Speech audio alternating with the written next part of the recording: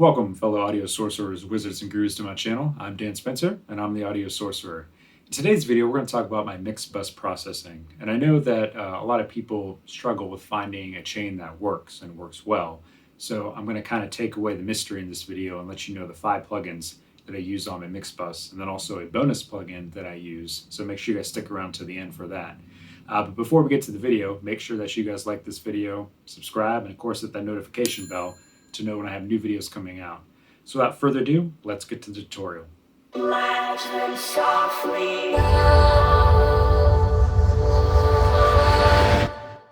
Alright, so here we are in Pro Tools, and this is my mix bus right here.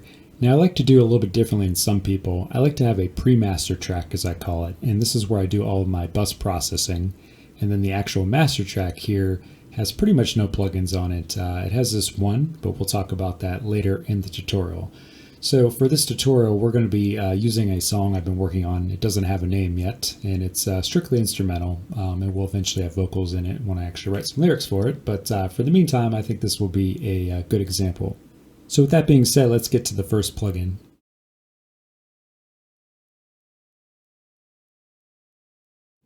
Alright, so the first plugin is the CLA Mixdown, and I have it disabled here. So to enable it on a PC, you just hold Control and then click. On a Mac, it is Command then click. So let's open that up. Alright, so this plugin is basically a replica of the Crystal Algae Mixdown signal chain. And it has very limited controls on it, and I kind of like that. It's basically set up for you to succeed. So you basically have your input control, bass treble, glue, which is actually just compression, drive, that's basically your console drive, and then output. And you can turn them on and off here. And there's 2 different modes here. I usually stick with one, and I'm going to talk about 2. And then you can obviously view your different monitoring here of the meter, whether it be in, gain reduction, or out. So all I do for this plugin is put a preset on and make sure that my input is good and we're ready to go. So let me actually put this back to its startup state. So we'll go to Start Me Up here. You see everything goes back to flat. I actually just use this preset here. It's the Bounce Master. It's kind of everything that you want when you are mixing. A lot of people want to give somewhat of a kind of a high-end boost. That takes care of there. You can see the trebles boost a little bit by 3 dBs. The glue goes up a little bit. That's getting your compression there. And then the drive's going down because we're not going to want a lot of, I guess you could say, saturation on this master, especially if we're doing a lot of saturation throughout the mix. And then the bass just stays where it's at. So the only thing you got to make sure is that your input level is good. And this plugin instruction manual basically tells you that this needs to be in the yellow, and then everything will be all good. So why don't we play this here and make sure that we're in the yellow.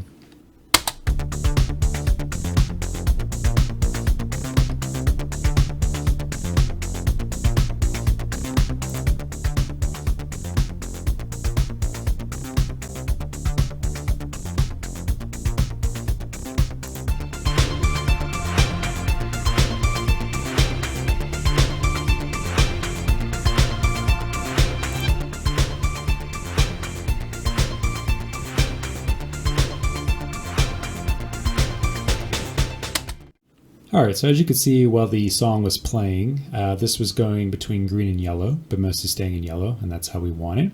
Our gain reduction was about -3 dB, and that's perfect. That's how this plugin's supposed to work. And you can see that the sound kind of inflated when I enabled this. It sounded a lot bigger. Now it did sound a little bit louder, so I don't want that to be deceiving, but a lot of that loudness came just from this inflation from underneath. It just sounded a lot bigger, a lot stronger, a lot more professional. So that's really why I love this plugin. So let's go to the next plugin.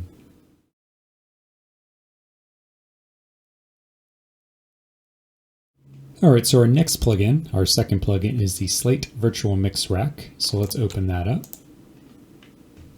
Alright, as you can see, I'm using 5 different modules within this plugin. And over here you can see all the different modules that exist in this plugin. So it's a quite amazing plugin. I use it on a lot of tracks individually. But for this tutorial, we're going to talk about it from strictly a mixing standpoint. As you can see for this song, I'm using the Mix Bus Fat preset. So let's click here, go down to Mix Bus Strip, and that's where it's actually located. Now the reason I'm using this preset is because this song is a pop song with quite a bit of low end in it. If I was doing a rock song, I would likely use Mix Bus Punch. So I go between these two depending on the genre. So let's look at what this preset entails. So the first thing here is some console emulation, and it's actually using the Brit N, which is actually a Neve console. And you're probably asking, why are you using this when you're using the Chrysalid Algae thing, which also emulates a console? In his situation, I believe it's an SSL. And the reason I do is because if I take this out, you'll hear a huge difference in the song. So let's just actually listen to it with this whole processing on, and I'll take this in and out for one pass.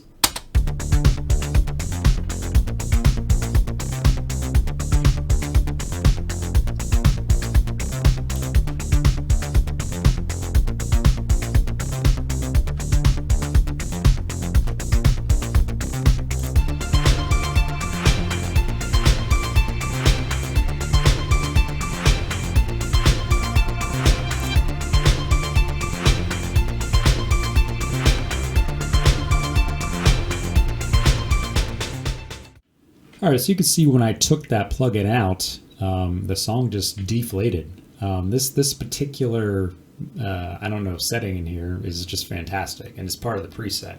It just inflates the sound, because what we're trying to do on this mix bus here is just gradually add minor things that together make the sound cohesive and make it bigger. So this plugin here, to me, does that, and when I take it out, I don't like the way it sounds, so I leave it in.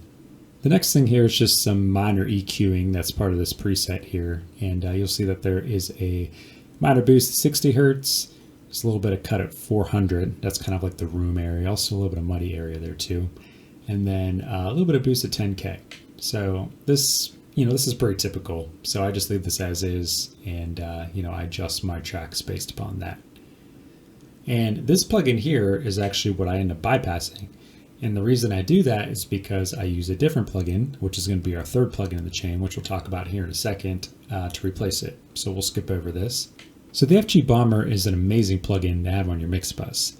This plugin basically adds some saturation and some fatness depending on how you have the settings. And the thing that's interesting about this preset is that the drive is actually set on 0 dB and the intensity is set on 0%. And the setting down here is set on fat. So basically what this is doing is it's just coloring the sound very subtly. It's just grabbing the sound that comes through this module, and it's enough to really inflate the sound and get what you're going for. So again, that's why I love this plugin.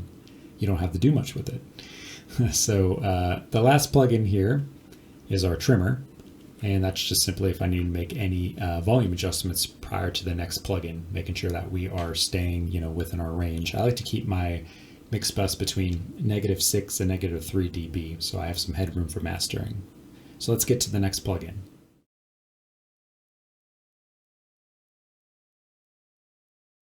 All right, so our third plugin is the Slate Infinity EQ. Let's open that up. All right, so this is the Slate Infinity EQ, and if this looks familiar down here, you probably saw my low end focus trick video. And if you haven't, definitely check it out. I think you guys will love it. So what I'm doing is I'm actually taking the first resonant frequency of the key of my song, which is in D minor, and that's about 36 Hertz. So if I click on this here, you'll see I'm about at 34. That's fine. And I'm doing about 2 to 3 dB boost down here to get a little low end added to the song.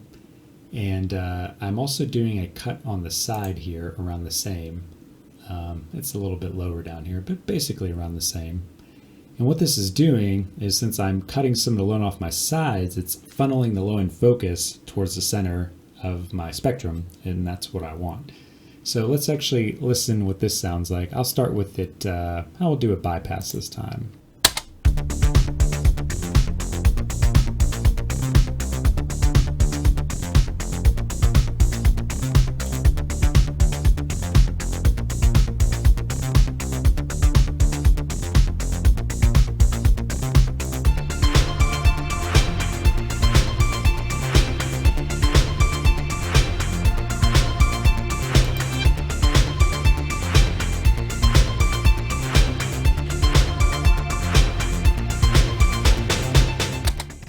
All right, so you probably heard a little bit of a low end boost on the kick drum and also the bass synth there.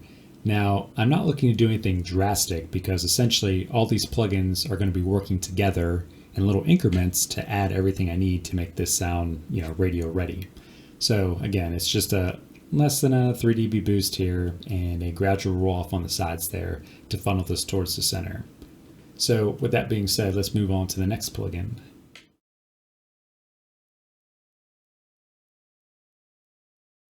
All right, so our fourth plugin in the chain here is the Ozone Imager 2. So let's open this up. All right, so the Ozone Imager 2 is actually free. And I think it's free because there's a more advanced version in Ozone 9.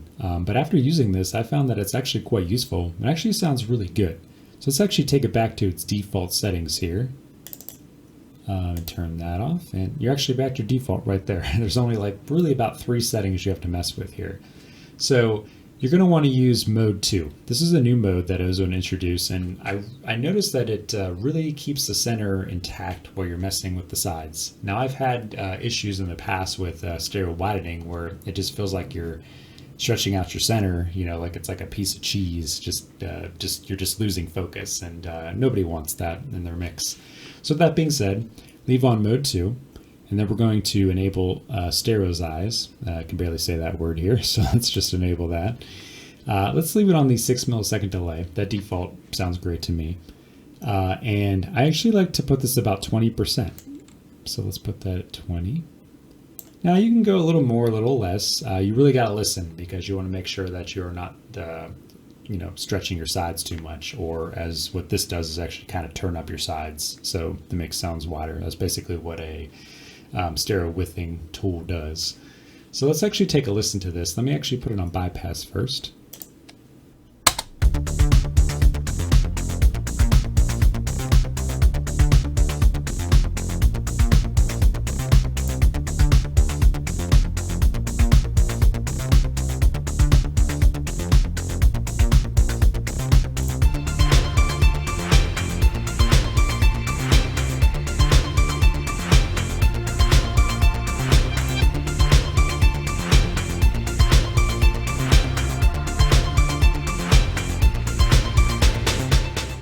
As you can see, that was pretty subtle, but you should probably have heard the sides come alive just a little bit. And that's what we're trying to do with this tool. We're not trying to make a drastic widening effect because that will really ruin your mix, to be honest.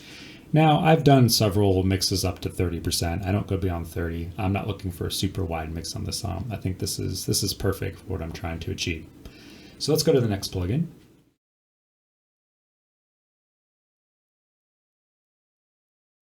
All right, so our fifth plugin in the chain and our last plugin is the Slate Virtual Tape Machine. So let's open that up here. And we are all trying to get some sort of analog sound in our digital recordings because, as we know, analog tends to sound a bit better because it's inaccurate, if you want to look at it that way. It's basically coloration of the sound, being, using saturation and stuff like that. And this is one of the best plugins for that. This is my absolute favorite tape machine that exists in a plugin.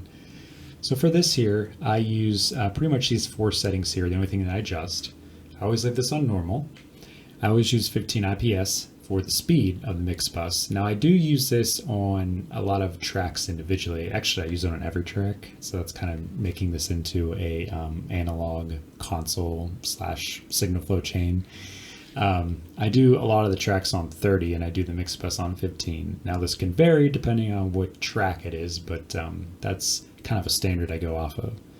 Now over here for the tape tight, I actually like to use the FG9 on the mix bus because the FG9 really brings that sound forward. It's more of a modern sound, and it's actually based off a newer tape machine than the FG456.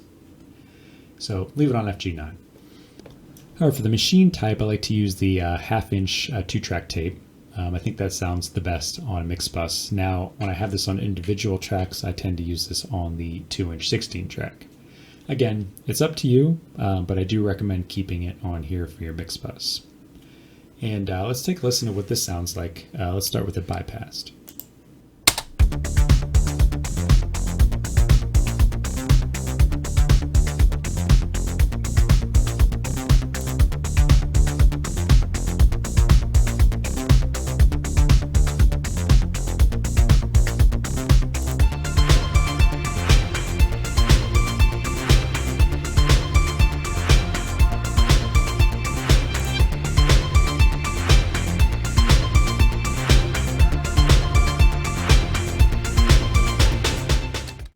As you can see, when I enabled this plugin, it really inflated the sound. I don't know what is in the algorithm of this plugin, but it's just fantastic. It just does wonders for your music. So I use this a lot, and I hope you guys heard it because it was quite clear. So if you're not using headphones or good studio monitors, definitely check it out with that. So with that being said, let's get to a bonus plugin.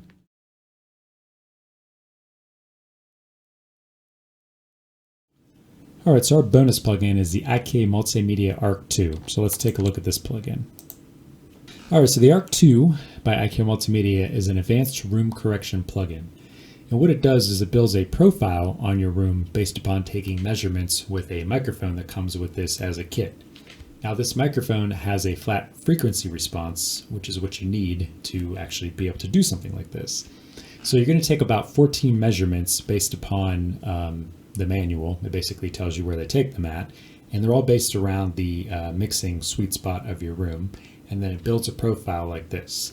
And what you do is you put this as the last plugin on your master, so then when you're mixing, the sound coming from your monitors is not being affected by the room. It's being corrected before that, and you're making proper mixing decisions. So if you're mixing in headphones, you want to make sure you disable this because, again, this is built for your room and it won't match up with the spectrum going on in your headphones. So that's pretty much what I use for my mix bus processing here, and then this for room correction. So in closing, I hope you guys liked this video. I should have mentioned prior, I actually didn't do any processing on my individual tracks. Now, I actually like to do top-down mixing, which means that I'm actually setting all this stuff up prior to me actually starting to mix my tracks individually. Now I did do a balancing before we started this tutorial, just so you can kind of hear the song, how it probably should sound, and things not being out of place. The only plugin over here that I would actually leave disabled throughout the mixing process is the Infinity EQ, because I actually don't really want to affect the low end like this while mixing. This is more of a enhancer plugin, as I call it. So when I'm ready to, adjust that low end, I'll enable this plugin and make my adjustments when the time comes. So yeah, that's pretty much it. So make sure you guys like this video, make sure you guys subscribe, and also hit that notification bell to know when I have new videos coming out. So I'll see you guys later, and peace out.